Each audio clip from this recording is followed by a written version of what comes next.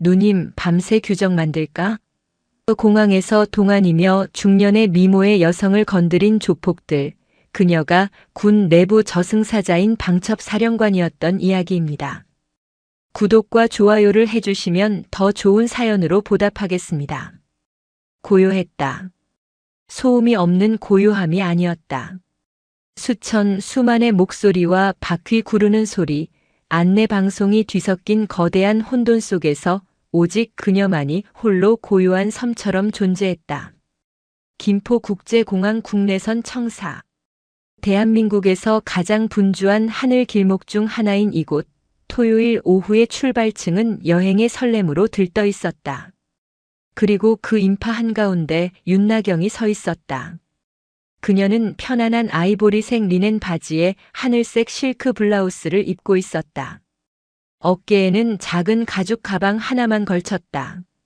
화장기는 거의 없었지만 잡티 하나 없는 맑은 피부와 나이를 가늠할 수 없는 뚜렷한 이목구비는 오히려 동안이라는 단어조차 무색하게 만들었다.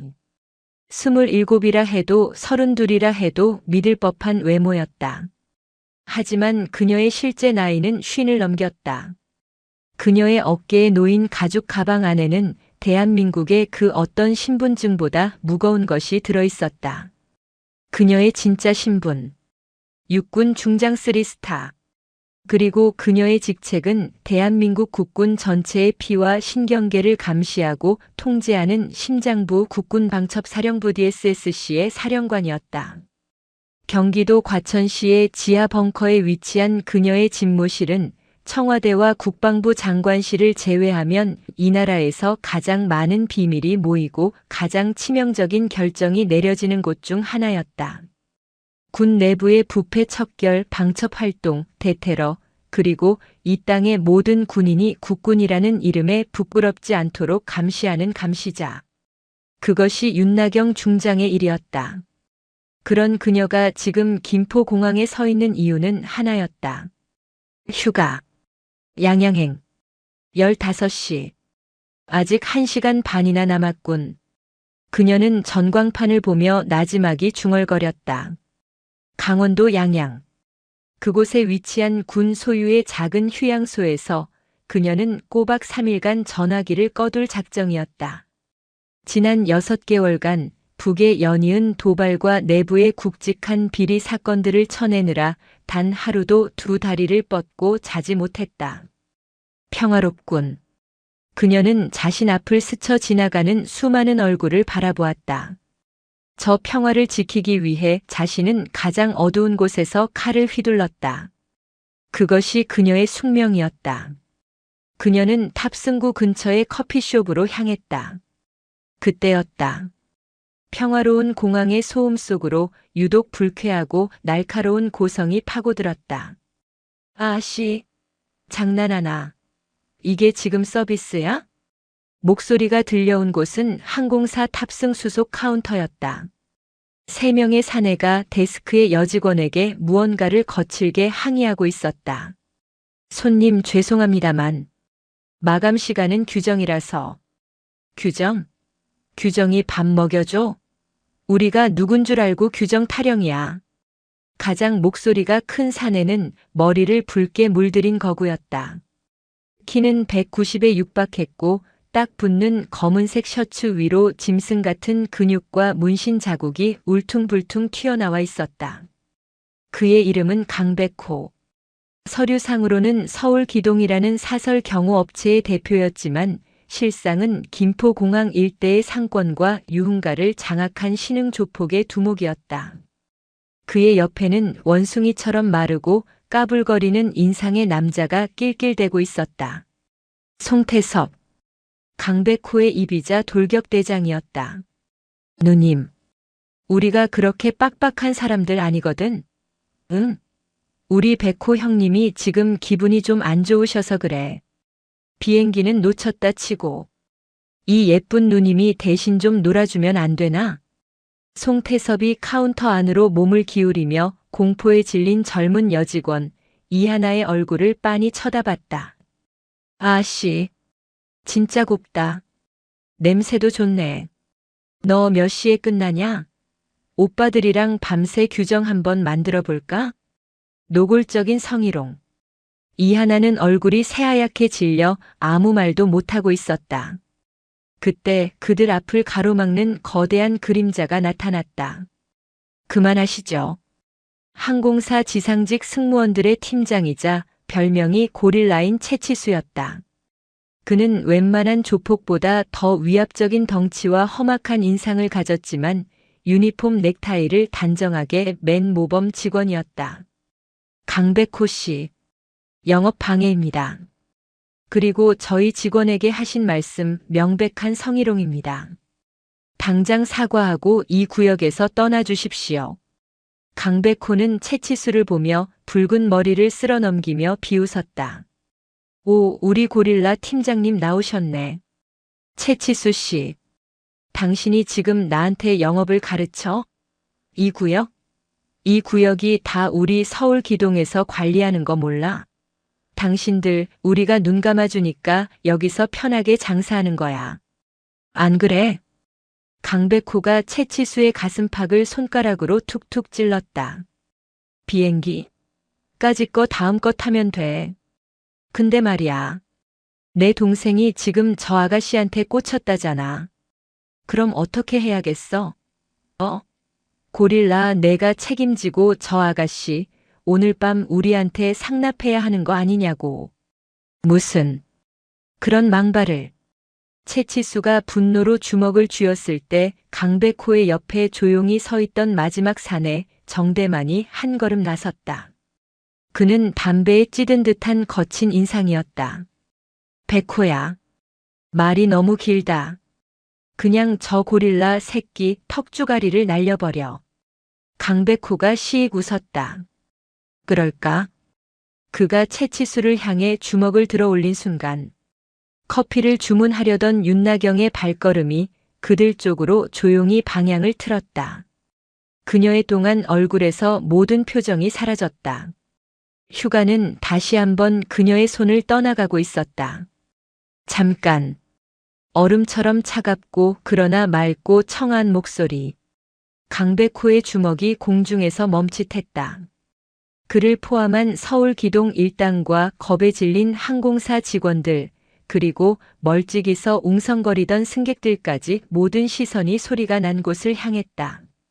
그곳에는 방금 전 자신들이 본 기억조차 없는 한 젊은 여자가 서 있었다. 윤나경은 커피숍 대신 그들로부터 5걸음 떨어진 곳에 멈춰 섰다. 그녀의 등장은 너무나 조용하고 자연스러워서 마치 처음부터 그곳에 서 있었던 것처럼 보였다. 뭐야, 저녀는? 정대만이 어이없다는 듯 중얼거렸다. 가장 먼저 반응한 것은 송태섭이었다. 그는 윤나경의 위아래를 훑어보았다. 값비싸 보이는 옷차림, 연예인 같은 맑은 피부, 그리고 믿을 수 없을 만큼 침착한 저 눈빛. 와, 형님, 저거 봐. 오늘 완전 날 잡았네. 아까 걔는 애송이었고 이 누님이 진짜다. 송태섭이 특유의 깐족거리는 걸음으로 윤나경에게 다가갔다. 누님, 구경 났어?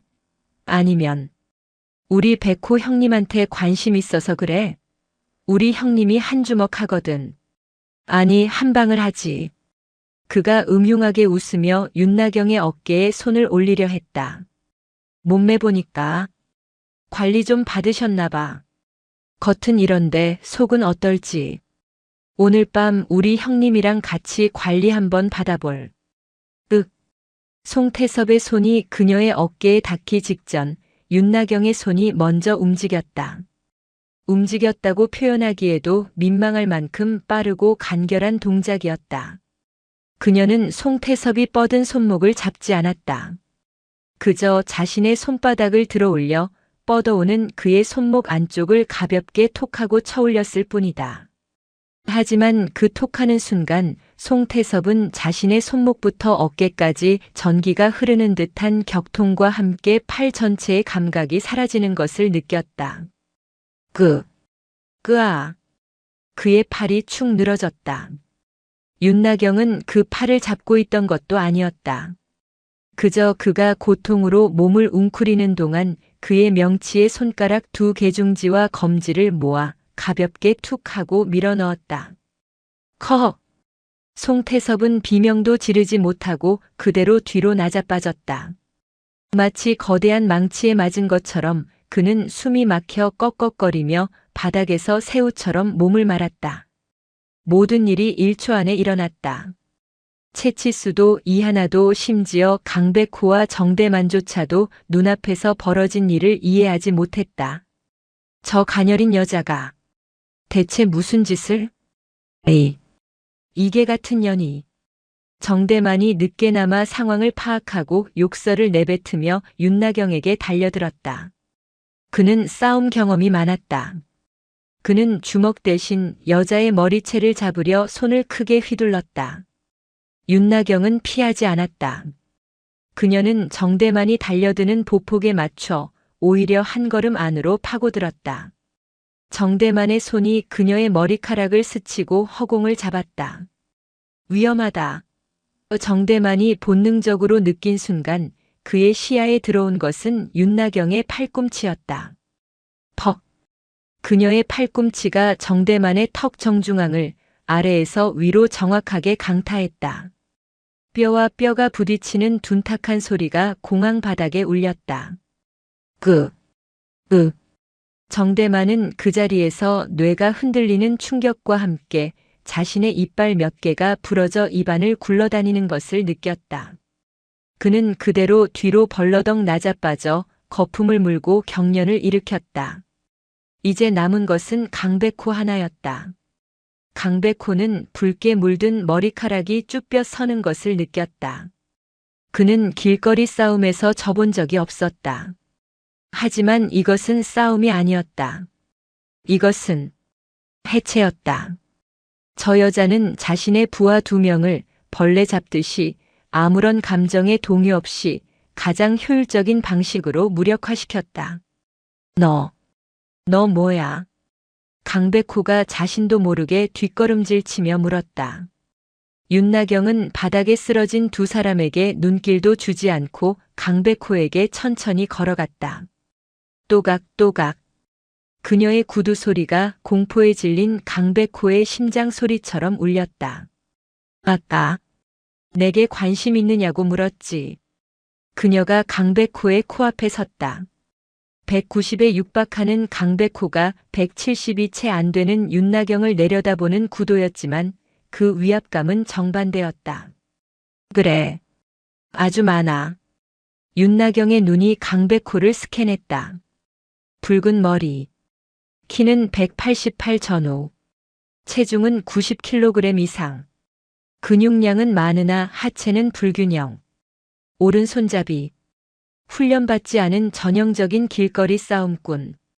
무슨 개소리야. 그리고 아까 항공사 직원에게 상납이라는 단어를 썼지. 윤나경의 목소리가 한 톤 낮아졌다. 너 오늘 밤 성희롱이 아니라 국가기관 시설 내 안보 위험 및 공무 집행 방해 교사 혐의로 조사를 받게 될 거다. 뭐? 국가 안보? 이 미친년이 진짜. 강백호는 공포를 이기기 위해 분노를 쥐어짰다. 그는 남은 힘을 다해 윤나경의 멱살을 잡으려 손을 뻗었다. 윤나경은 그 손을 기다렸다는 듯이 잡아챘다. 그리고 그대로 몸을 회전시켰다. 유도나 합기도와는 달랐다. 그것은 오직 제압을 위해 만들어진 군용 특수 무술이었다.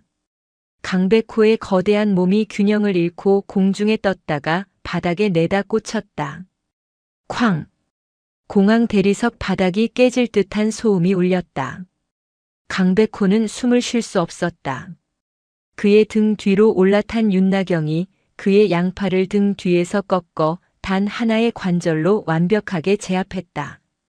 움직이지 마. 관절이 내 체중을 못 이기고 부서질 테니까. 끄악. 이거 놔, 이년아. 강백호가 발악했지만 윤나경은 꿈쩍도 하지 않았다. 그때 저 멀리서 뒤늦게 헐레벌떡 달려오는 공항 경찰의 모습이 보였다. 거기, 꼼짝 마. 뭐 하는 짓이야? 경찰관 2명이 달려왔다. 그중 선임으로 보이는 배가 불룩 나온 고판식 경장이었다. 웬 소란이야? 고판식 경장은 바닥에 쓰러진 정대만과 송태섭, 그리고 한 여자에게 제압당해 있는 강백호의 얼굴을 보고는 눈이 커졌다. 강 사장님? 이게 무슨 일입니까? 고판식은 윤나경을 향해 곤봉을 빼들었다. 웬 여자가? 강 사장님 괜찮으십니까? 아가씨 당장 손 떼. 현행범으로 체포하겠어. 채치수와 이하나가 경악하며 외쳤다. 경찰관님, 오해입니다. 저분들이 먼저 행패를. 시끄러워. 내가 다 봤어. 이 여자가 사람들을 때려 눕혔잖아. 수갑 채워. 고판식 경장이 윤나경의 어깨에 손을 대려 할 때였다. 내 놈 지금 계급이 뭐지? 뭐? 강백호의 등을 무릎으로 완벽하게 누른 채 윤나경이 고개만 돌려 고판식을 바라보았다. 그녀의 눈은 방금 전 조폭을 제압할 때보다 10배는 더 차가웠다. 내 놈의 더러운 손, 내 몸에 대기 전에. 내 상사 아니 경찰청장에게 전화할 준비나 해라. 윤나경은 자신의 가방에서 검은색 군용 위성 전화를 꺼내 들었다. 고판식 경장은 그 전화기를 보고 피식 웃었다. 무슨 90년대 영화에나 나올 법한 투박하고 검은색의 구형 전화기였다. 아가씨 지금 장난해? 어디서 그런 장난감 전화기를. 당장 안 일어나? 고판식이 그녀의 팔을 잡아채려 했다. 윤나경은 단축번호 1번을 길게 눌렀다. 신호음은 단 한 번 울렸다. 사령관님. 수화기 너머로 기계처럼 절도 있고 낮은 남자의 목소리가 들려왔다. 나다. 윤나경의 목소리는 그 한마디로 공항 터미널의 공기를 얼려버렸다. 그것은 아가씨의 목소리가 아니었다. 그것은 수만 명의 생사를 결정하는 지휘관의 목소리였다. 현 시간부로 타이거 스카이 코드 발령한다. 수화기 너머의 남자가 잠시 숨을 삼키는 소리가 들렸다. 타이거 스카이. 사령관 본인의 신변에 직접적인 위협이 가해졌거나 그에 준하는 국가 안보 위기가 발생했을 때 발동하는 방첩사 최고 등급의 비상 코드였다. 위치 김포국제공항 국내선. 민간인 복장. 적대 세력. 민간인 3명, 그리고 이들과 유착한 공항 경찰 1명. 고판식은 유착이라는 단어에 심장이 덜컥 내려앉는 것을 느꼈다. 방첩사령부 헌병단 특수임무대 SDT 전원 즉각 출동시킨다. 5분 내로 선발대 도착, 10분 내로 본대 현장 장악. 현장 지휘는 윤대엽 소령이 맡는다. 그리고 지금 즉시 경찰청장에게 내 직통으로 연결해. 국가기관 시설 내 전복 세력 합동 수사를 제안한다고. 필승. 알겠습니다. 전화는 1분도 안 되어 끝났다. 윤나경은 전화기를 주머니에 다시 넣고 고판식을 올려다보았다. 고판식 경장. 맞나? 어떻게 내 이름을. 방금 내 놈이 강 사장이라고 불렀지. 초면에 사장 소리가 나올 정도면 보통 관계는 아니겠군. 내 놈의 그 더러운 유착 관계는 이제 내가 아니라 내 놈들 경찰 감찰과와 우리 방첩사 수사관들이 아주 맛있게 파헤쳐 줄 거다. 무슨. 이 여자가 진짜. 고판식은 애써 태어난 척 윤나경에게 수갑을 채우려 했다. 바로 그때였다. 쿵. 공항 터미널의 유리창이 덜덜 떨릴 정도의 육중한 군화발 소리가 저편 입구에서부터 들려오기 시작했다. 여행객들이 공포에 질려 양옆으로 갈라섰다. 그들 사이를 뚫고 검은색 특수 전투복에 방첩사 헌병이라는 노란색 마크를 붙인 완전 무장한 20명의 특수임무대원들이 한치의 오차도 없는 대형으로 달려오고 있었다. 그들의 살기 어린 눈빛은 공항의 평화로운 분위기와는 완벽하게 이질적이었다. 선두의 날카로운 눈매의 윤대협 소령이 강백호를 누르고 있는 윤나경을 발견했다.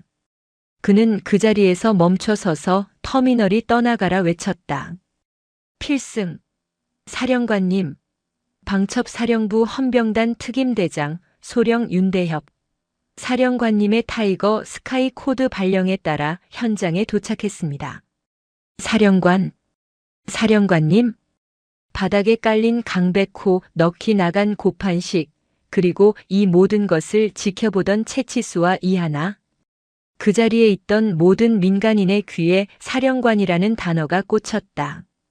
저 동안의 여자가? 고판식의 손에서 곤봉이 툭 하고 떨어졌다.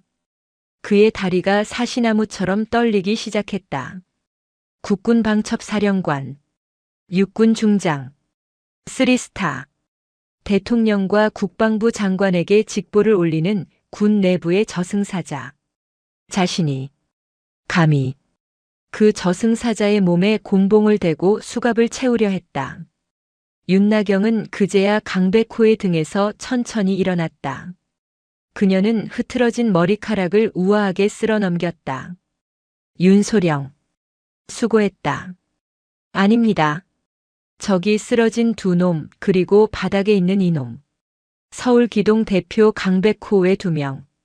즉시 신병 확보해 사령부 의무실로 이송 후 지하특수조사실에 각각 격리 수감한다. 필승. 헌병대원 4명이 달려들어 아직도 고통에 신음하는 송태섭과 정대만, 그리고 넋이 나간 강백호를 짐짝처럼 일으켜 세워 플라스틱 수갑을 채웠다. 군발이 새끼들이 왜 민간인을. 강백호가 마지막 발악을 했지만 특임대원의 팔꿈치가 그의 명치를 찍어 누르자 컥 소리와 함께 잠잠해졌다. 그리고 저기 서 있는 공항 경찰. 윤나경이 고판식을 턱짓으로 가리켰다. 고판식은 그 자리에 주저앉을 뻔했다. 고판식 경장. 현행범 비호 및 직무유기 유착 혐의로 경찰청 감찰반이 도착할 때까지 현장에서 대기시킨다. 도주하거나 입을 열 생각 하지 마. 예. 고판식은 군인도 아니면서 자신도 모르게 군대식 경례를 붙일 뻔했다. 모든 상황이 5분 안에 정리되었다. 방첩사 헌병들은 이미 현장 폴리스 라인을 치고 공항 CCTV를 확보하고 채치수와 이하나를 피해자 겸 참고인으로 정중하게 보호하고 있었다. 윤나경은 자신의 가방을 다시 어깨에 메었다. 그리고 자신을 멍하니 바라보고 있는 이하나에게 다가가 부드러운 미소를 지었다. 놀랐죠, 이하나 씨? 아, 네. 으세요? 나는 괜찮아요. 하지만 하나 씨는 오늘 많이 힘들었겠어요. 무서운 세상이지만 오늘처럼. 저 채치수 팀장님처럼 용기 있는 사람들도 많아요. 그러니까 잊지 말고 힘내요. 윤나경이 그녀의 어깨를 따뜻하게 두드려 주었다. 그녀는 윤대협 소령에게 걸어갔다. 윤소령, 나는 예정대로 휴가. 아니, 휴가는 취소다. 사령부로 복귀한다. 예, 사령관님. 지휘 차량 대기시켰습니다. 아니. 윤나경은 고개를 저었다.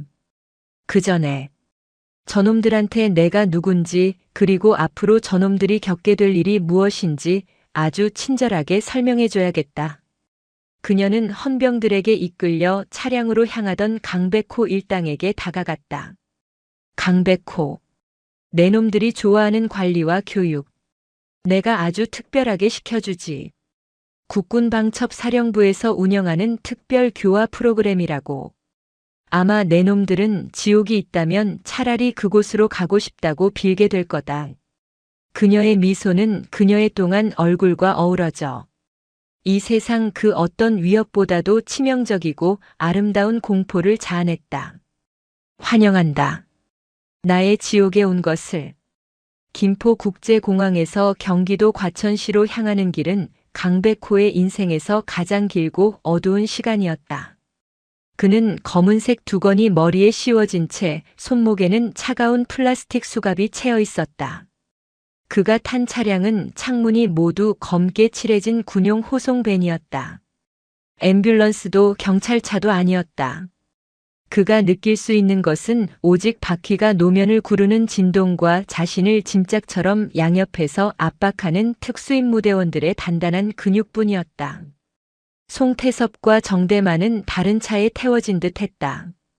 의도적인 분리였다.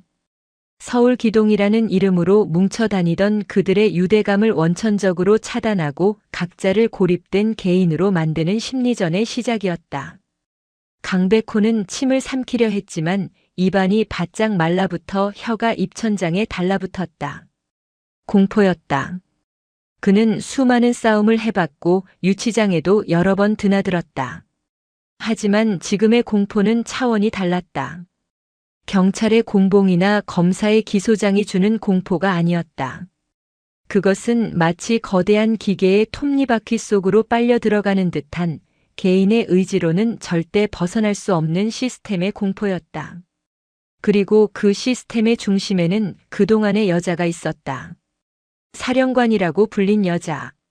차량이 얼마나 달렸을까? 1시간쯤 지났을까? 차량이 멈췄다. 철컥하는 육중한 게이트가 열리는 소리가 들리고 차량은 다시 지하로 한참을 더 내려가는 듯 했다. 마침내 차량이 완전히 멈추고 문이 열렸다. 내려. 특임대원의 짧은 명령과 함께 강백호는 거친 손길에 이끌려 차에서 내렸다. 그리고 머리에 두건이 벗겨졌다. 그의 눈앞에 펼쳐진 광경은 그가 상상했던 감옥이나 유치장과는 거리가 멀었다. 그곳은 거대한 지하 벙커의 일부였다. 사방은 차가운 콘크리트 벽이었지만 공기는 이상할 정도로 쾌적하고 건조했다. 그리고 모든 것이 너무나도 깨끗했다. 먼지 한 톨 없는 복도, 형광등 불빛을 반사하는 바닥. 이곳은 사람을 가두는 곳이라기보다는 거대한 슈퍼컴퓨터를 보관하는 서버실 같은 인상을 주었다. 그곳이 바로 대한민국 국방의 가장 깊은 두뇌이자 가장 날카로운 수술칼, 국군 방첩 사령부 DSSC의 심장부 과천 지하 벙커였다. 강백호, 송태섭, 정대만은 각각 다른 정화실로 끌려 들어갔다. 그곳에서 그들은 모든 옷을 벗어야 했다. 문신으로 뒤덮인 그들의 몸 구석구석을 무표정한 군의관과 헌병들이 기계적으로 검사했다. 그리고 차가운 소독액이 그들의 몸에 뿌려졌다. 차가워. 이게 무슨 짓이야? 송태섭이 비명을 질렀지만 헌병은 그의 뺨을 때리는 대신 그의 목덜미를 움켜쥐고 소독액 샤워기 밑으로 밀어 넣었다. 모든 정화가 끝난 뒤 그들에게 주어진 것은 똑같은 아무런 표식도 없는 짙은 회색의 수용복이었다. 그들이 걸쳤던 명품 시계, 순금 목걸이, 두꺼운 지갑. 그들의 힘을 상징했던 모든 것이 사라졌다. 그들은 이제 강백호, 송태섭, 정대만이 아니었다. 그저 수용자 1호, 수용자 2호, 수용자 3호일 뿐이었다. 그들은 각각 다른 특별조사실로 옮겨졌다. 강백호가 들어간 방은 온통 하얀색이었다. 벽도 천장도 바닥도.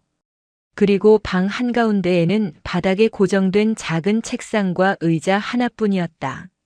문이 닫히자 방 안에는 쏴으 하는 낮은 백색 소음만이 울렸다. 고문실이라기엔 너무나도 평온했지만 그 완벽한 고립감은 사람의 신경을 갉아먹기에 충분했다. 강백호가 의자에 앉아 초조하게 다리를 떤 지 1시간쯤 지났을까. 철컥. 문이 열리고 한 사내가 들어왔다. 윤나경 중장이 아니었다. 그는 전투복 차림이었지만 어깨에는 장교의 다이아몬드나 부사관의 작대기가 아닌 굵직한 원사 계급장이 달려 있었다. 그의 이름은 권혁. 해군 특수전전단 UDT에서 15년을 복무하고 그 실력을 인정받아 방첩사령부 특수수사팀으로 차출된 살아있는 전설이었다. 그의 별명은 해결사가 아닌 분해자였다. 그 어떤 완강한 범죄자도 그의 앞에선 부품처럼 분해되어 모든 것을 털어놓게 된다는 의미였다. 권혁 원사는 아무 말 없이 강백호의 맞은편에 앉았다. 그리고 두꺼운 서류철을 탁 소리나게 내려놓았다. 강백호, 해병대 1사단, 병 109X기, 포항에서 근무했군. 한번 해병은 영원한 해병. 내가 군 생활 중에 쓴 편지에 있던 문구다. 강백호의 동공이 격렬하게 흔들렸다. 자신의 군 복무 기록, 심지어 부모님께 보낸 편지의 내용까지. 전역 후 6개월. 서부 트럭 터미널에서 하역 일을 했어. 성실했다고 하더군. 그러다 서울 기동의 전신인 와일드캣에 가입했지. 돈 때문에. 그리고 3년 만에 내가 그 조직을 먹었어. 힘으로. 권혁 원사는 서류를 보지 않았다. 그는 강백호의 모든 것을 외우고 있었다. 넌 내가 강하다고 생각하지, 강백호. 넌 강한 게 아니야. 넌 그저 내가 제압할 수 있는 약한 자들만 골라서 상대해온 거다. 진짜 강함이 뭔지 넌 잊었어. 아니, 애초에 몰랐던 건가. 권혁 원사가 자리에서 일어났다. 그리고 강백호의 뒤로 걸어갔다. 내가 오늘 건드린 분이 누군지 아나? 사령관. 이라던데. 국군 방첩사령관. 윤나경 중장님. 대한민국 육군 3스타. 내 상사다. 권혁이 강백호의 어깨를 마치 거대한 바위가 짓누르듯 움켜쥐었다. 강백호는 어깨뼈가 부서지는 듯한 고통을 느꼈지만 신음조차 내지 못했다. 사령관님께서는 너희 같은 쓰레기들을 참교육시키는 것을 아주 좋아하시지. 첫 번째 교육이다.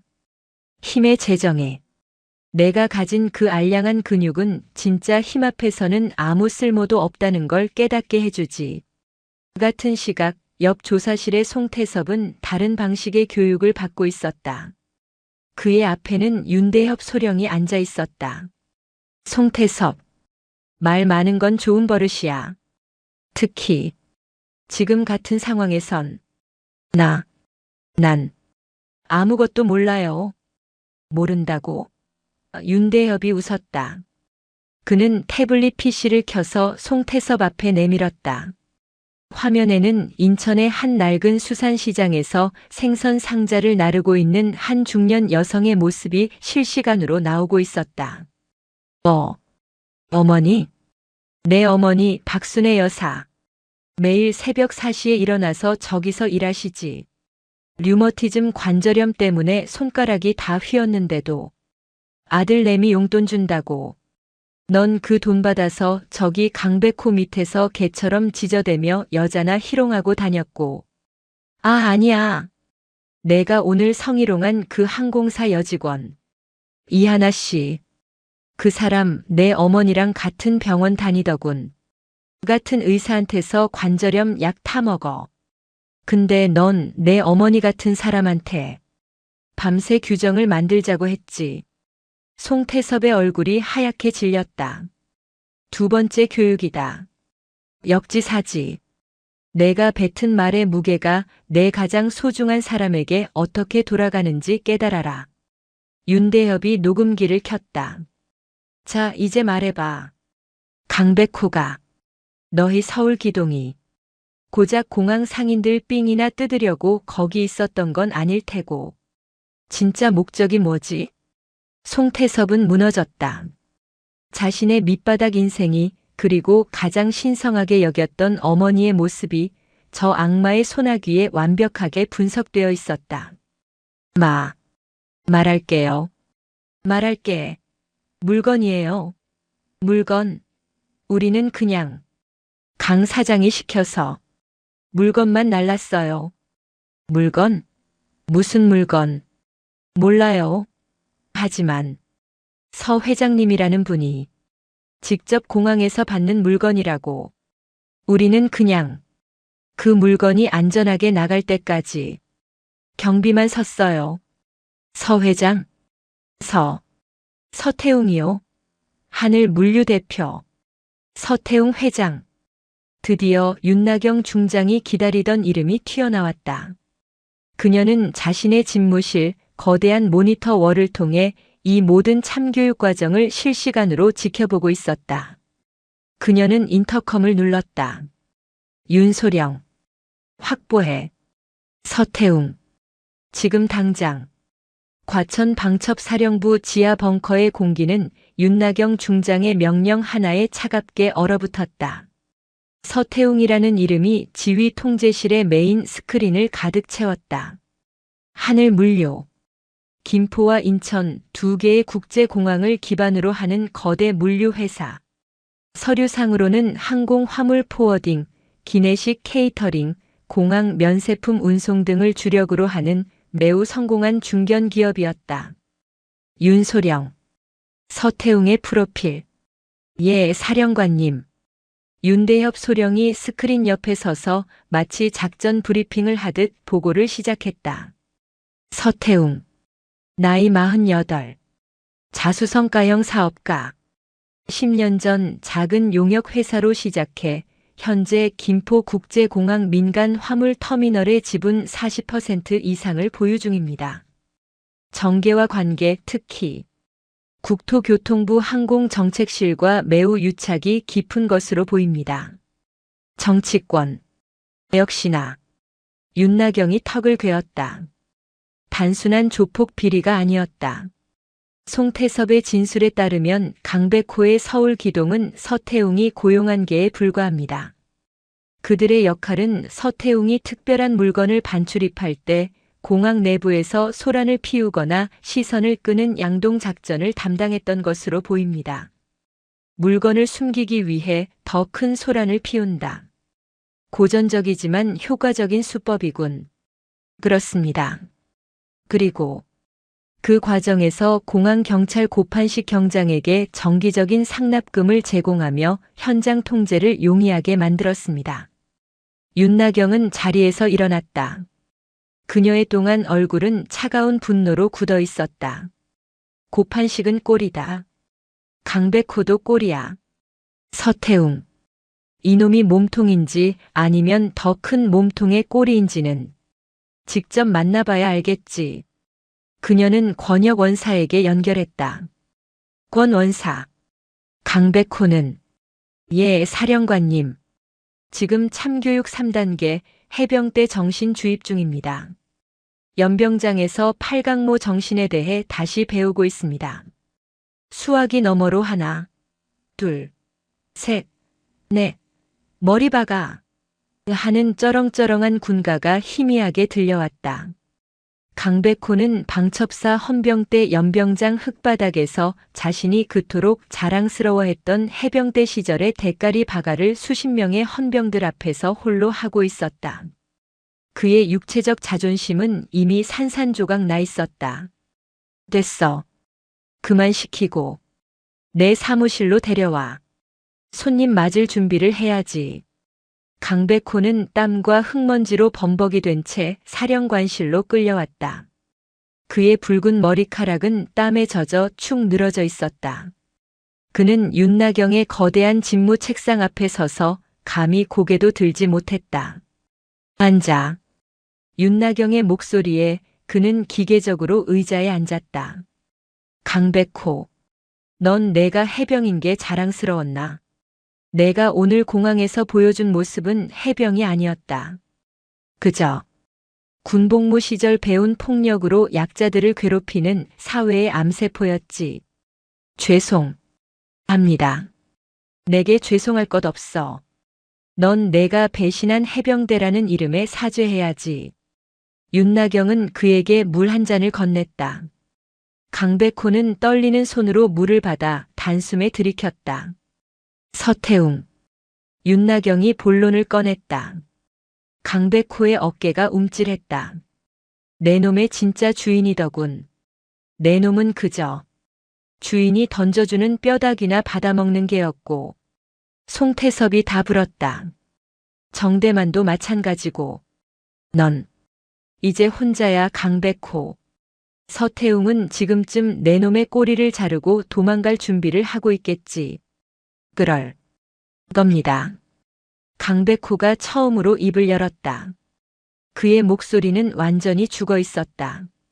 서 회장은 그런 사람입니다. 자기가 살기 위해선 뭐든지 버리는 사람입니다. 알고 있었군. 알면서도 개 노릇을 한 건가.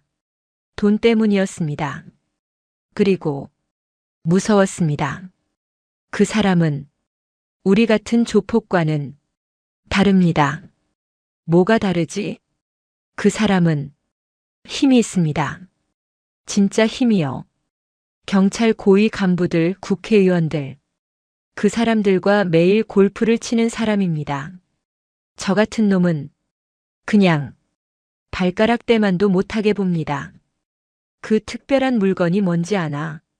모릅니다. 정말입니다. 하지만 일본에서 개인 비행기로 들어온다고 들었습니다.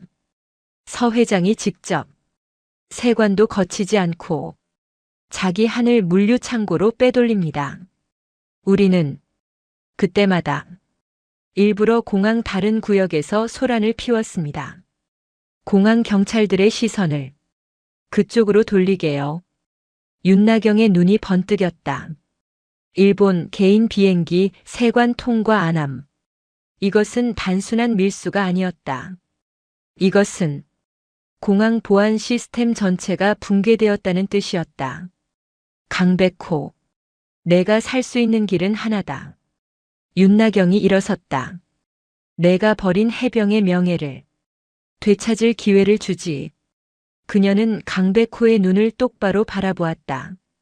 내가 서태웅을 잡는 미끼가 되는 거다.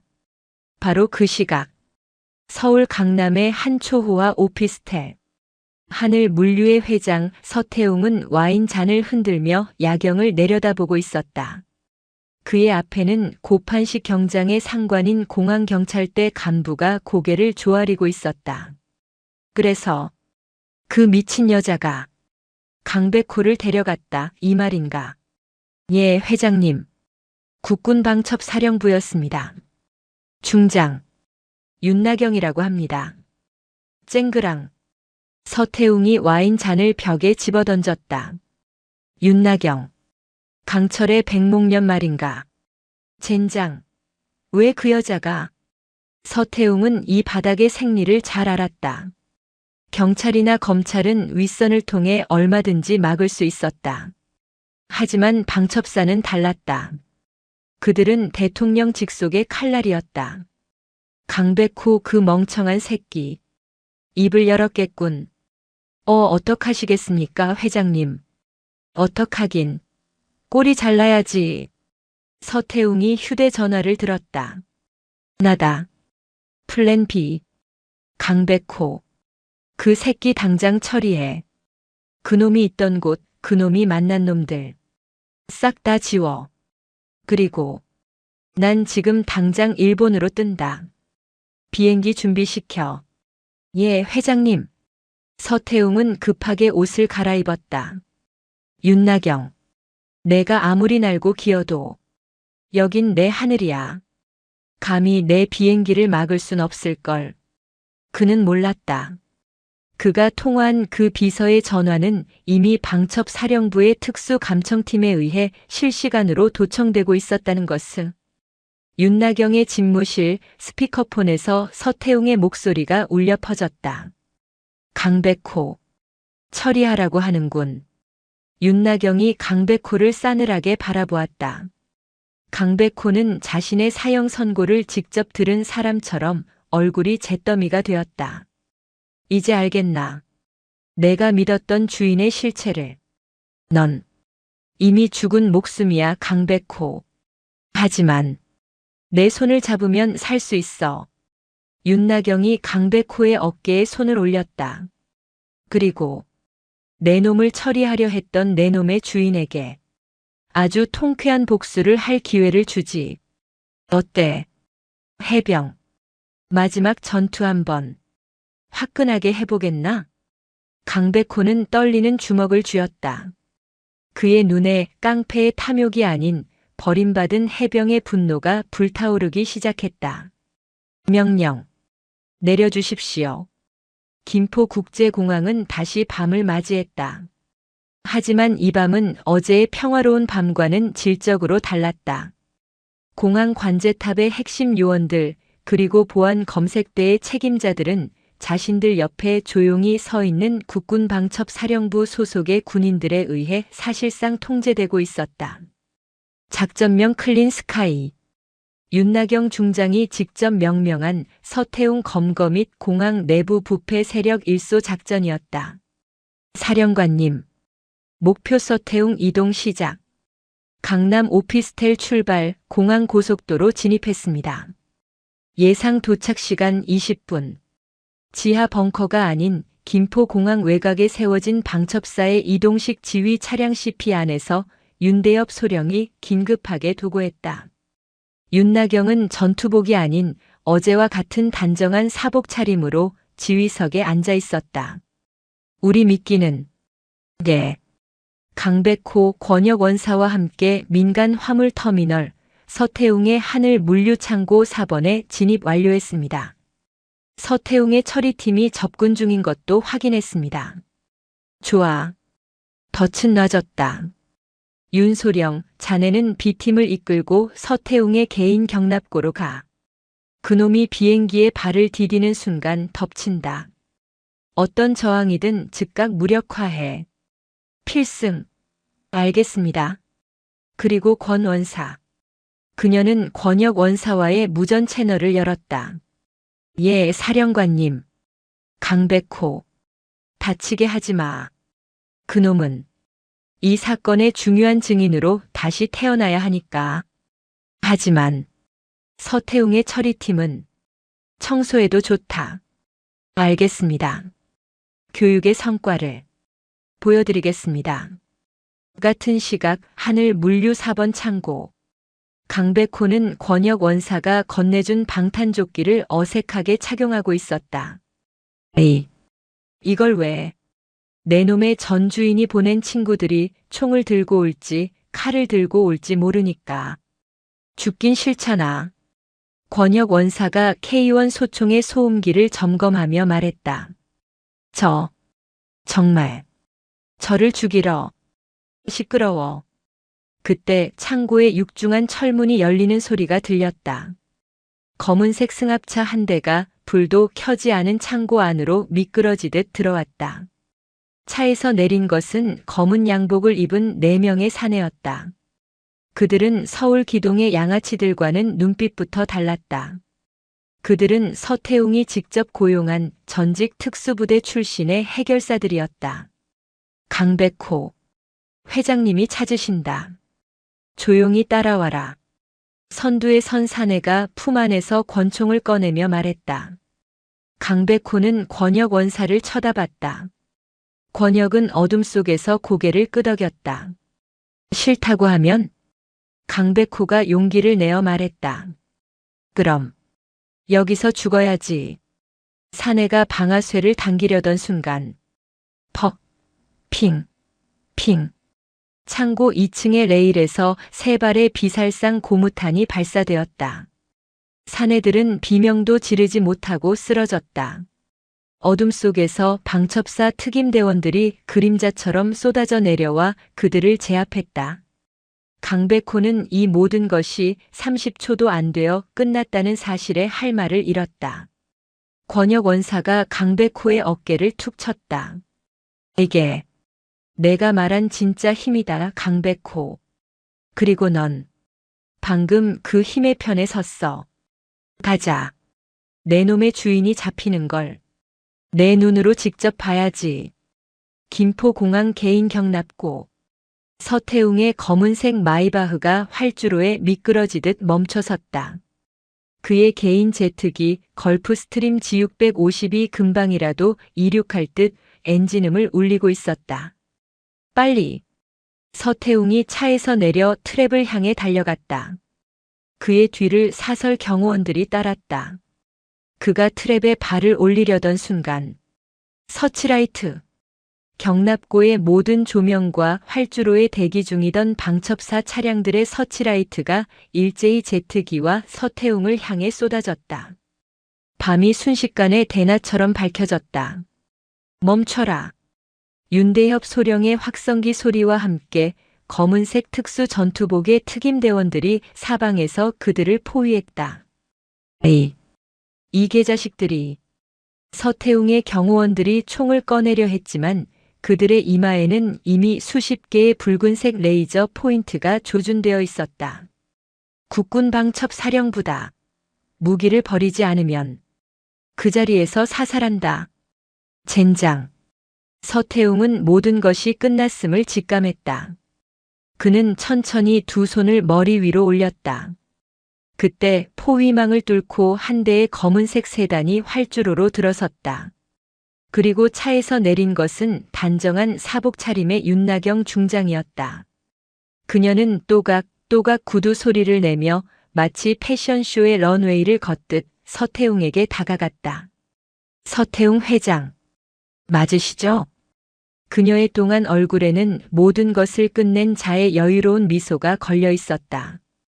비행기가 아주 멋지네요. 혹시 이 안에 제가 찾는 물건도 실려 있습니까? 당신을 불법 군수 물자 밀반출 및 국가보안법 위반 혐의로 긴급 체포합니다. 서태웅이 마지막 남은 자존심으로 그녀를 노려보며 으르렁거렸다. 윤나경. 중장. 당신. 큰 실수하는 거야. 내가 누군 줄 알고. 내 뒤에. 당신 뒤에 누가 있든 상관없습니다. 윤나경이 그의 귓가에 오직 그에게만 들릴 정도로 속삭였다. 나는 독사의 꼬리를 잡으러 온 게 아니거든. 난 그 꼬리를 흔든 독사의 머리를 잡으러 왔으니까. 그녀는 윤대협 소령에게 고개를 끄덕였다. 윤소령. 비행기 내부 샅샅이 뒤져. 아마 우리가 찾던 물건의 장부가 저 안에 있을 거야. 필승. 특임대원들이 제트기 내부로 진입했다. 그리고 잠시 후 한 대원이 외쳤다. 사령관님, 찾았습니다. 특별 화물 목록과 암호화된 USB입니다. 윤나경은 서태웅을 보며 미소 지었다. 고맙군요, 서 회장. 당신이 당신의 주인에게 가는 가장 빠른 길을 안내해 주셔서. 그녀는 이동식 지휘 차량으로 이끌려가는 강백호와 눈을 마주쳤다. 강백호는 자신을 죽이려 했던 주인이 저렇게 무력하게 끌려가는 모습을 보며 말로 표현할 수 없는 감정에 휩싸였다. 그는 윤나경을 향해 자신도 모르게 허리를 굽혀 깊이 고개를 숙였다.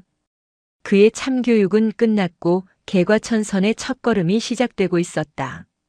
윤나경은 밤하늘을 올려다보았다.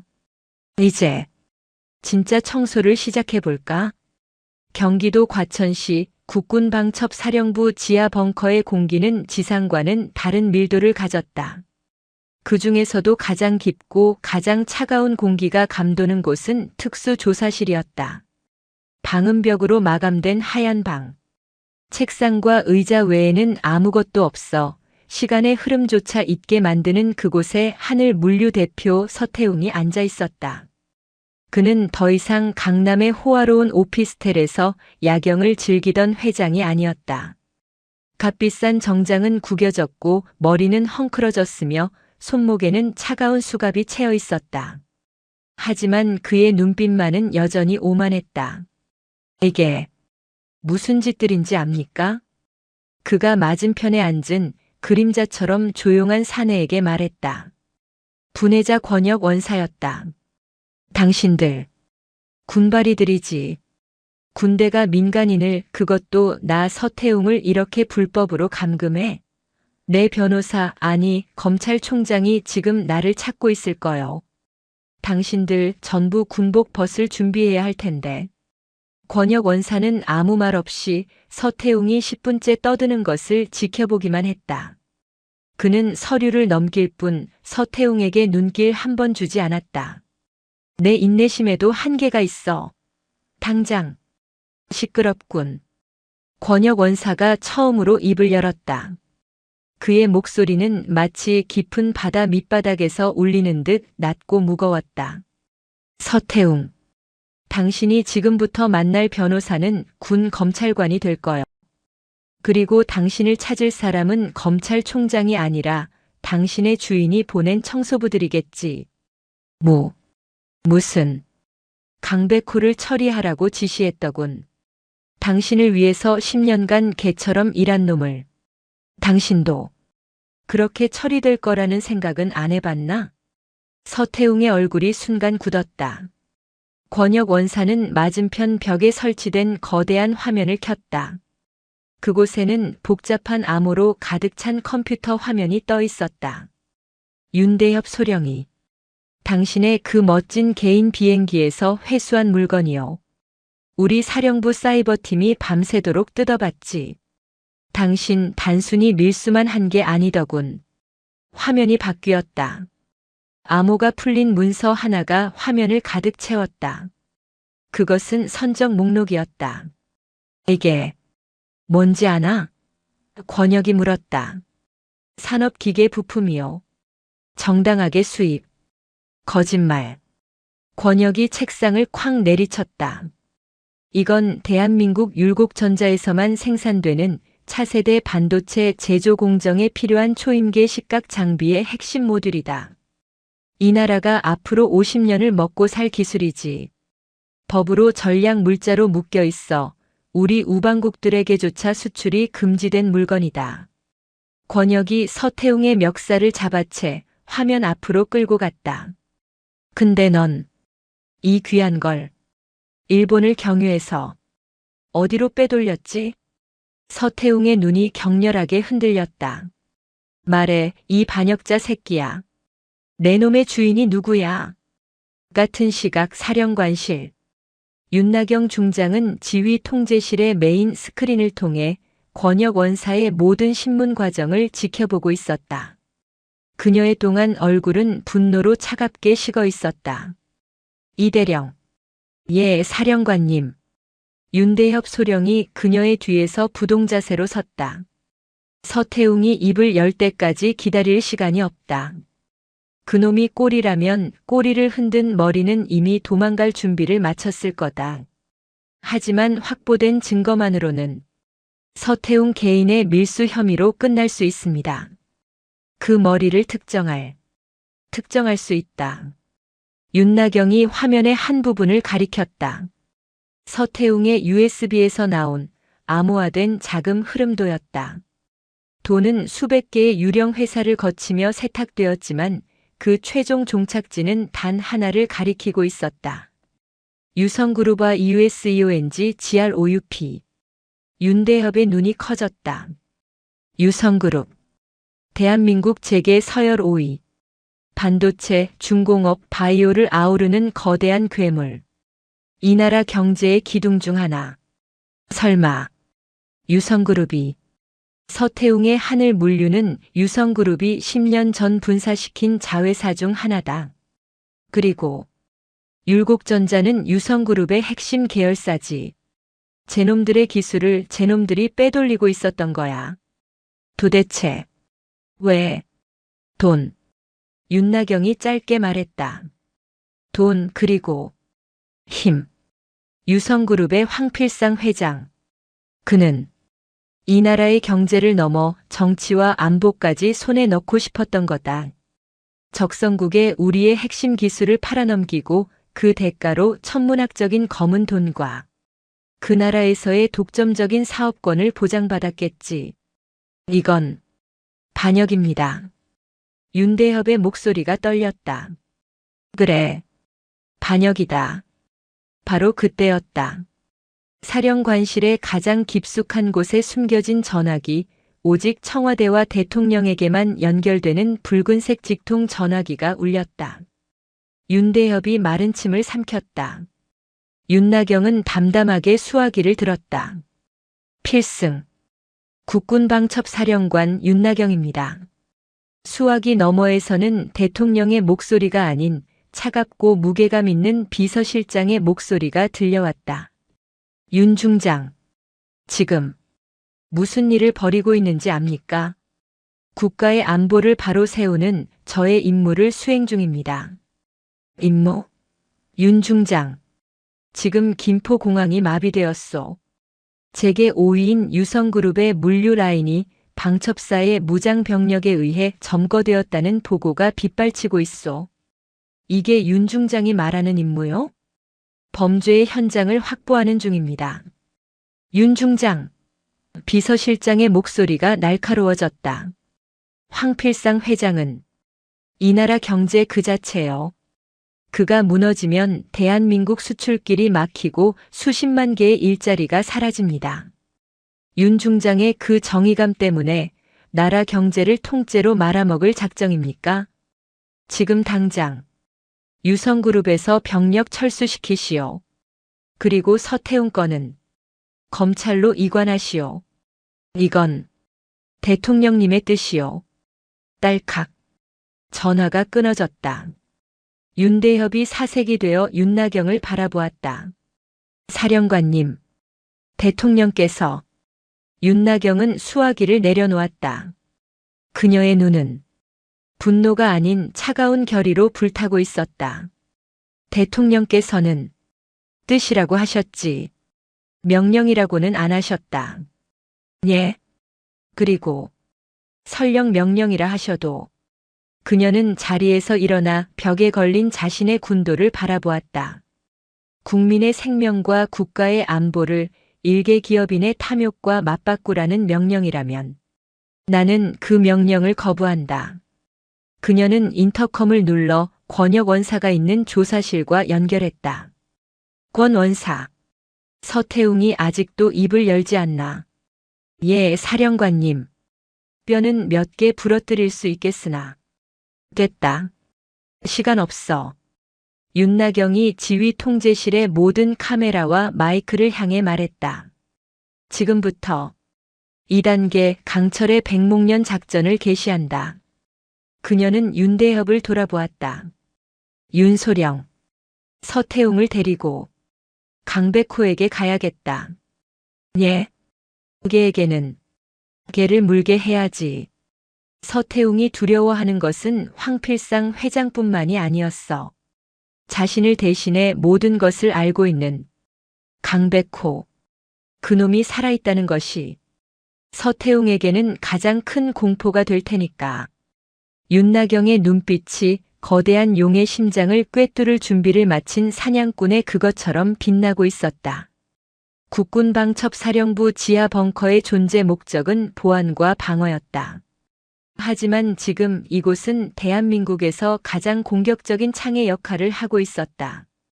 윤나경 중장이 강철의 백목련 2단계 작전을 선포한 순간 사령부 전체가 하나의 거대한 유기체처럼 움직이기 시작했다. 청와대 비서실장의 경고는 오히려 그녀의 의지에 불을 붙인 기름이 되었다. 사령관님, 유성그룹 측 변호인단과 국회 국방위원회 소속 의원 보좌관들이 사령부 정문에서 면담을 요구하며 농성 중입니다. 무시해. 지금부터 사령부는 의로 비상체제로 전환한다. 외부와의 모든 통신은 내 승인을 거치고 그 어떤 외부인의 출입도 불허한다. 하지만 사령관님, 국회. 지금 우리와 싸우는 상대는 국회가 아니야, 윤소령. 돈이라는 이름에 보이지 않는 국가다. 윤나경은 특별보호실로 향했다. 강백호가 머무는 곳이었다. 조사실과는 달리 그곳에는 침대와 샤워 시설이 갖춰져 있었다. 강백호는 헌병대에서 지급한 깨끗한 전투복 하의와 면 티셔츠 차림으로 침대에 걸터 앉아 있었다. 붉은 머리는 짧게 깎아 해병대 시절의 모습이 어렴풋이 보였다. 그는 윤나경이 들어서자 반사적으로 일어나 부동자세로 섰다. 참교육의 결과였다. 편히 앉아. 아닙니다. 앉으라고 했다. 윤나경의 목소리에 강백호는 천천히 침대에 다시 앉았다. 강백호, 넌 내가 자랑스러워했던 해병대에서 무엇을 배웠지? 필승입니다. 틀렸어. 포기하지 않는 법을 배웠어야지. 윤나경은 그의 눈을 바라보았다. 내 놈의 주인 서태웅이 내 놈을 처리하라고 했다. 넌 분하지도 않나? 분합니다. 그런데 내 놈은 여기서 우리가 주는 밥이나 먹고 안전하게 숨어 있을 건가? 강백호가 고개를 들었다. 그의 눈에 다시 한번 길들여지지 않은 야수의 불꽃이 일렁였다. 무엇을 하면 됩니까? 내 놈의 주인을 직접 만나게 해주지. 내가 그놈의 마지막 남은 자존심까지 박살 내버려라. 특별조사실. 문이 열리고 권혁 원사에게 이끌려 강백호가 들어왔다. 서태웅은 책상 맞은편에 선 붉은 머리의 사내를 보고는 경악을 금치 못했다. 강백호?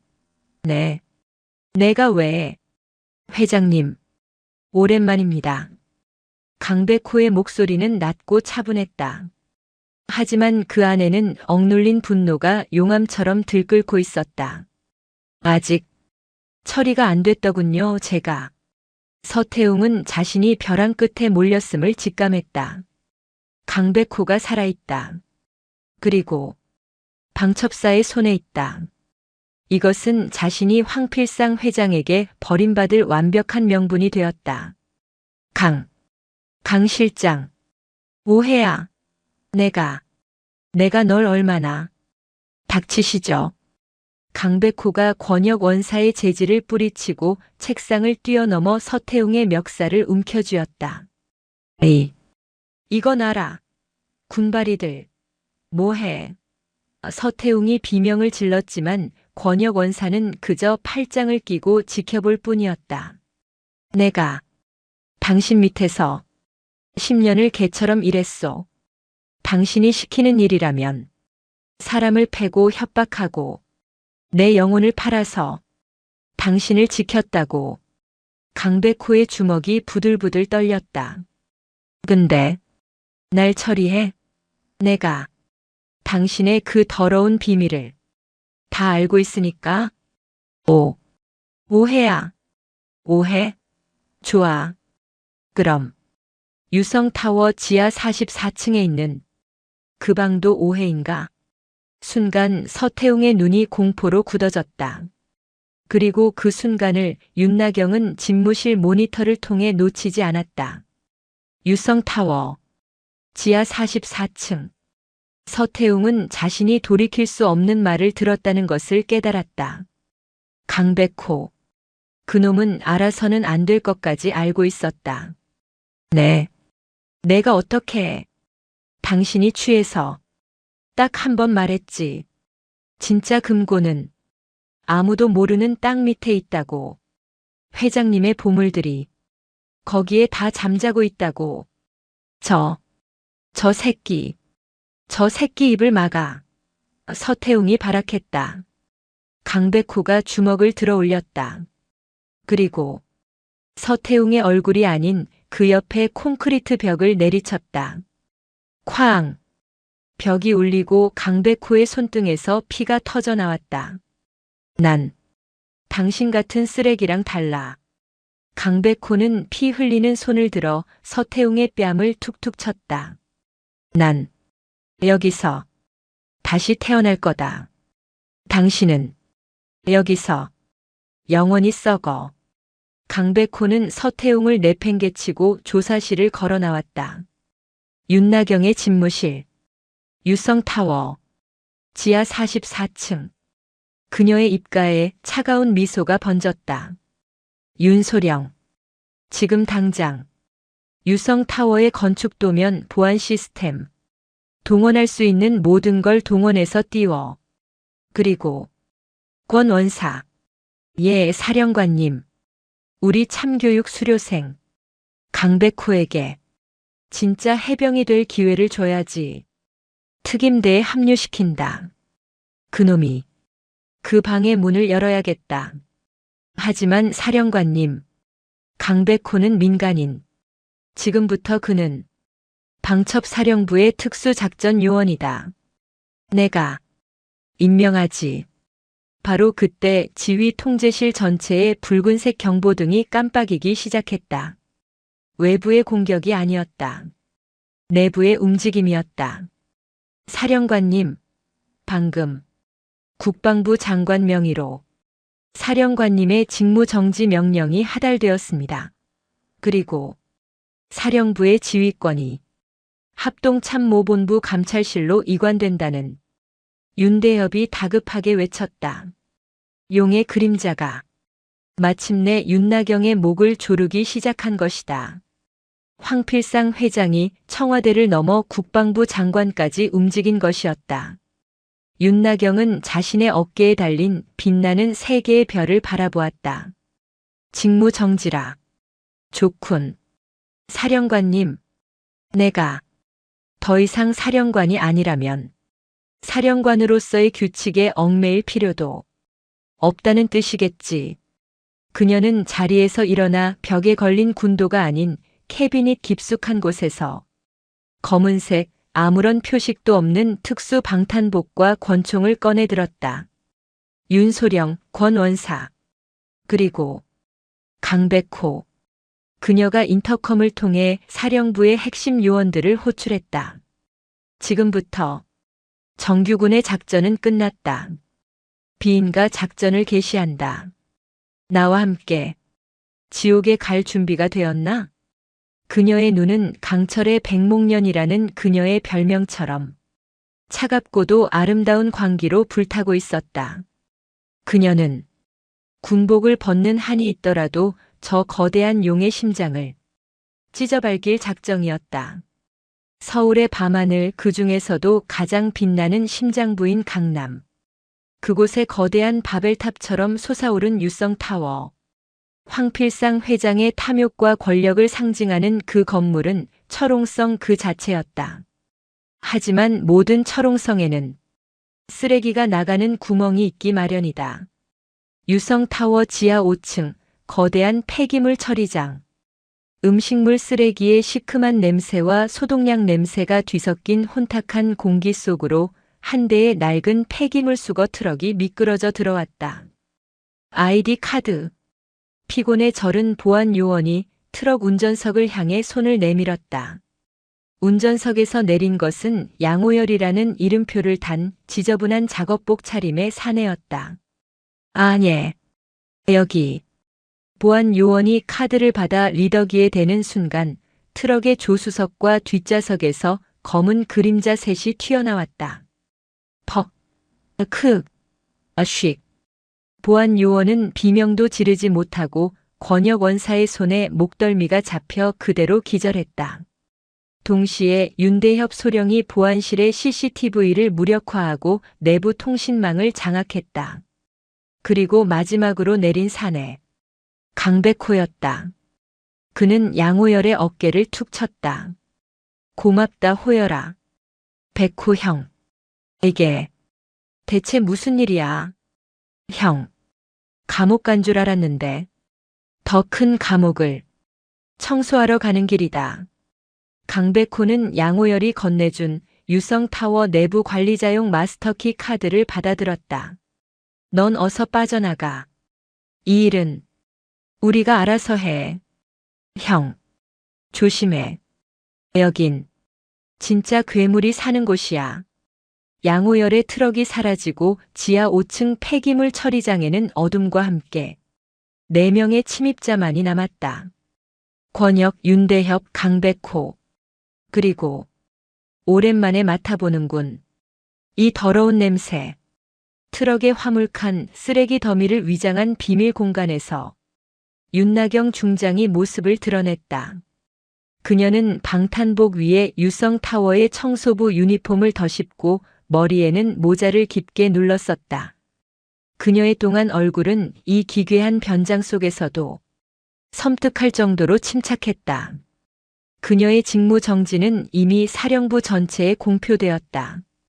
그녀는 이제 사령관이 아닌 일개 반역자의 신분이었다. 사령. 아니, 대장님. 모든 통신망 30분간 루프시켰습니다. 30분 안에 지하 44층에 도달해야 합니다. 윤대협이 손목에 단말기를 조작하며 말했다. 강백호. 길을 안내해. 예. 강백호는 이 기묘한 침투 작전의 가이드가 되었다. 그는 서태웅의 최측근이었기에 이 건물의 비공식 통로를 알고 있었다. 이쪽입니다. 정식 엘리베이터는 황 회장의 지문 없이는 지하 40층 이하는 접근 불가입니다. 하지만 환풍구와 연결된 비상 화물용 엘리베이터가 있습니다. 그들은 거대한 환풍구 덮개를 열고 좁고 어두운 통로로 기어들어갔다. 먼지와 기름때 그리고 차가운 금속의 냄새. 강백호. 어둠 속에서 윤나경이 나지막이 불렀다. 네. 왜? 이 일을 하지? 넌 서태웅에게 복수하고 감형받고 조용히 살아갈 수도 있었을 텐데. 모르겠습니다. 강백호는 잠시 멈춰섰다. 그냥 공항에서 그 여자가 이하나라는 직원이 우는 걸 봤습니다. 그리고 채치수 그 멍청한 놈이 맞을 걸 알면서도 막아서는 걸 봤습니다. 그리고 사령관님이 저 같은 쓰레기한테 해병이라고 다시 불러주셨습니다. 그가 다시 어둠 속을 기어가기 시작했다. 그 이름에 똥칠하고 싶지 않습니다. 그것뿐입니다. 윤나경의 입가에 아주 희미한 미소가 스쳤다. 참교육은 성공적이었다. 지하 44층. 그곳은 지도에 존재하지 않는 층이었다. 환풍구를 통해 도착한 그곳은 거대한 안반을 깎아 만든 벙커였다. 세상에.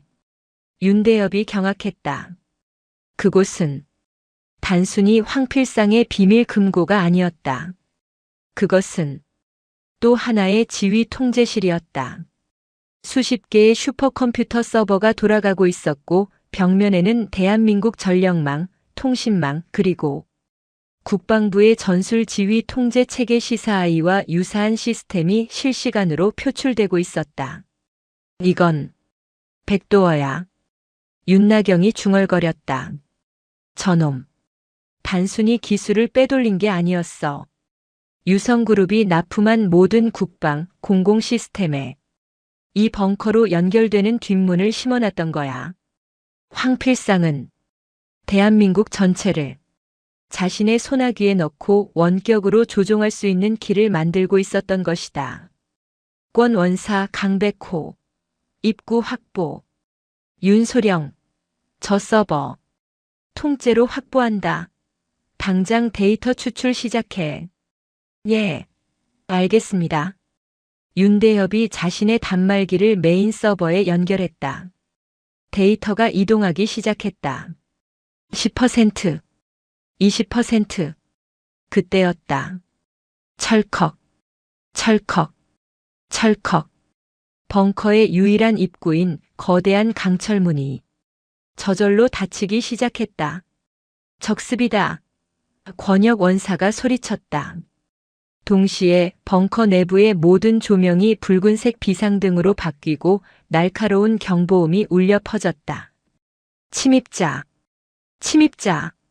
그리고 벙커 천장의 스피커에서 쇳소리가 섞인 노인의 목소리가 울려 퍼졌다. 강철의 백목련.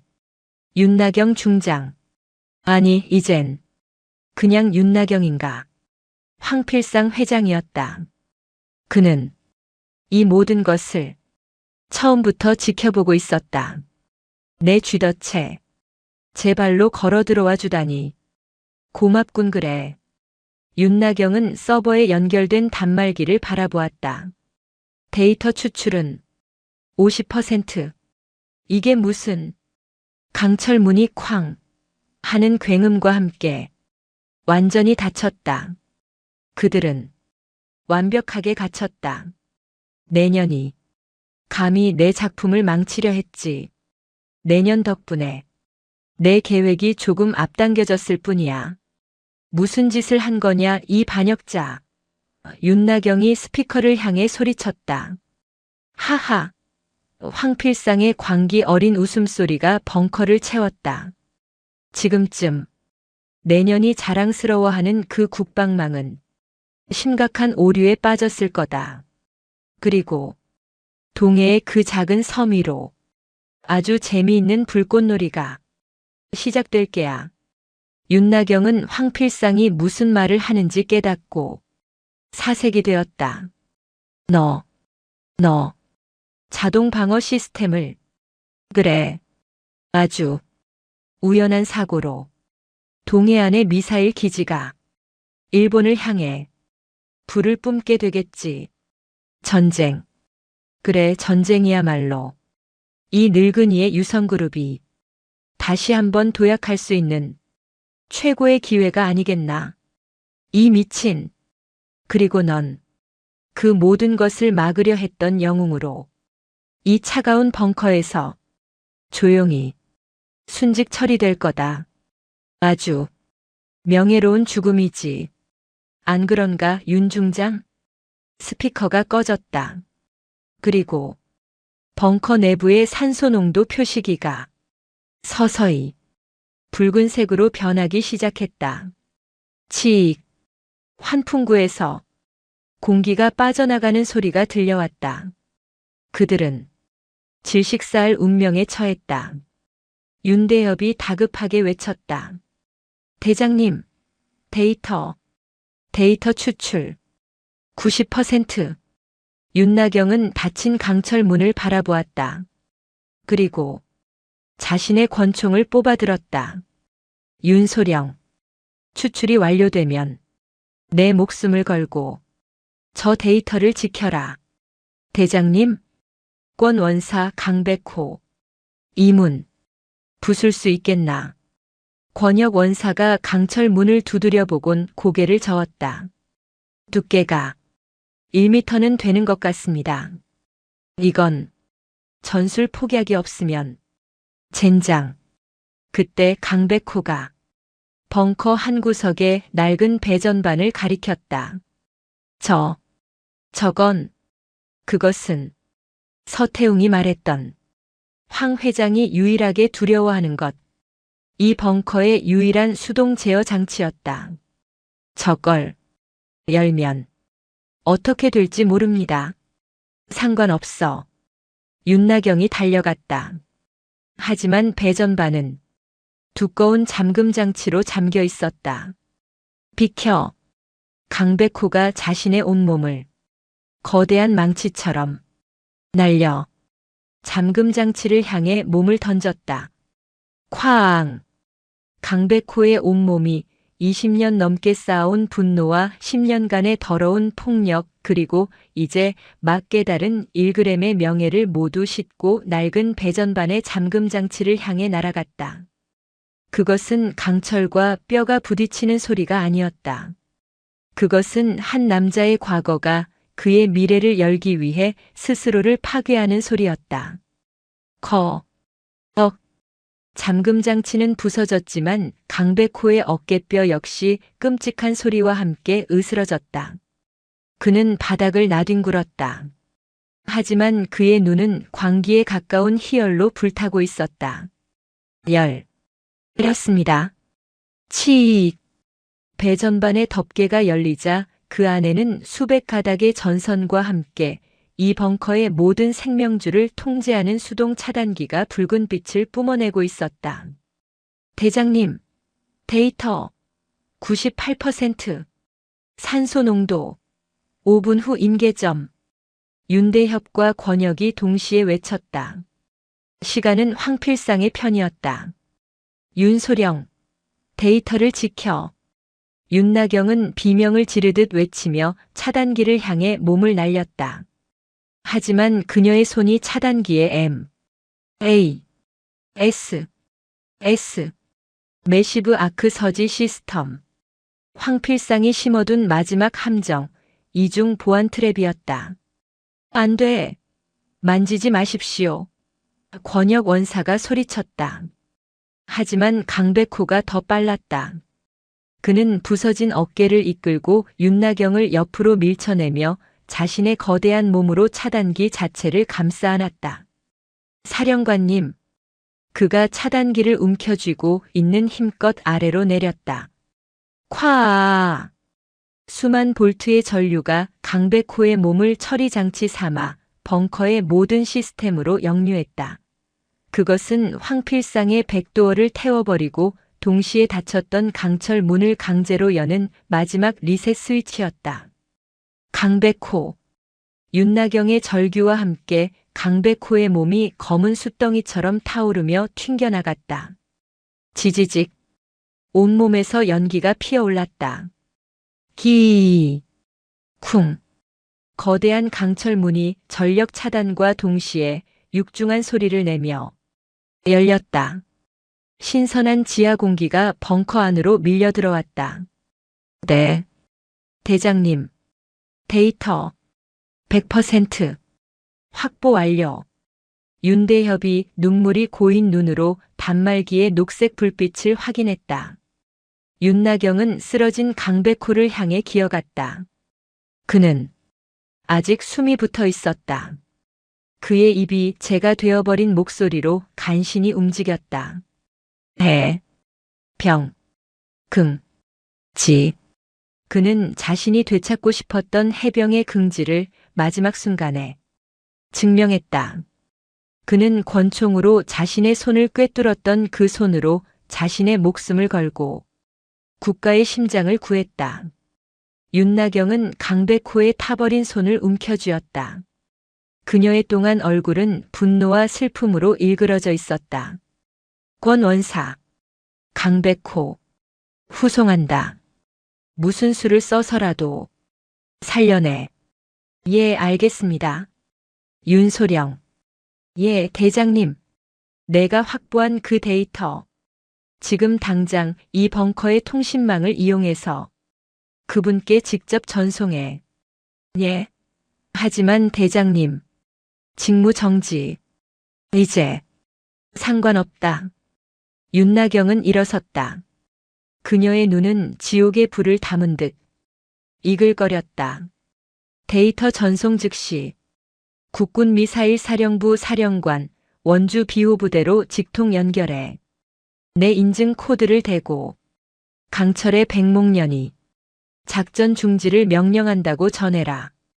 같은 시각 동해안 모처의 비호부대 지하 벙커 발사 시퀀스 10분 전 표적 일본 오키 섬 인근 공해상 확인 최종 승인 코드 유성의 하나우둘 확인 미사일 사령 관중장은 모니터에 떠오른 이 말도 안 되는 명령을 보며 땀을 흘리고 있었다.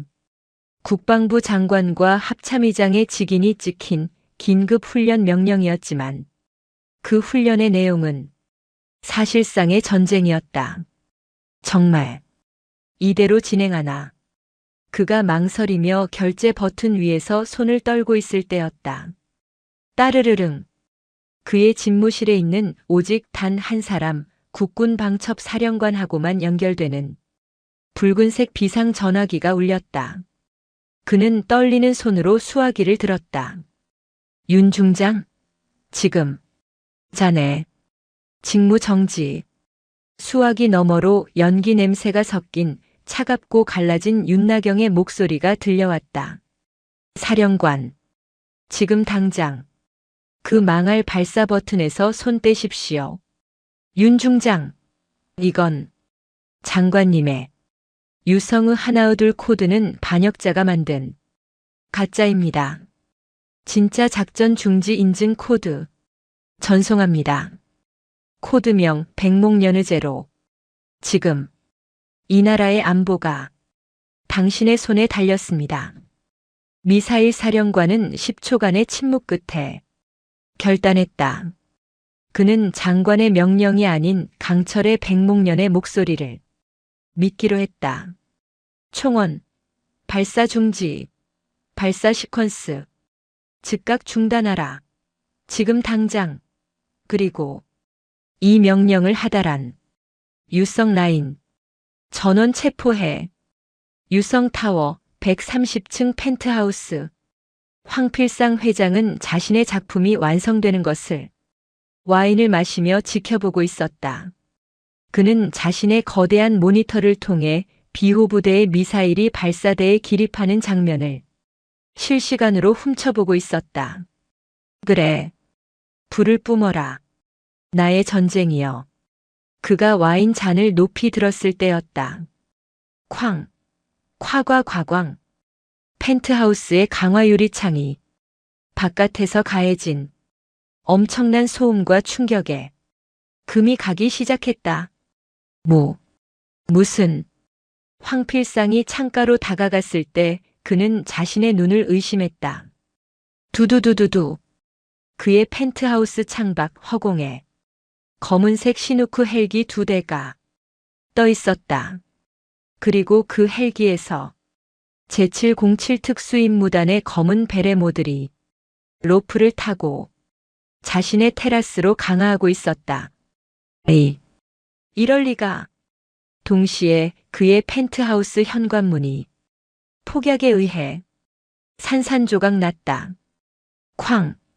연기 속에서 검은 방탄복과 방독면을 쓴 윤대협 소령과 권혁 원사가 그를 향해 총구를 겨누고 있었다.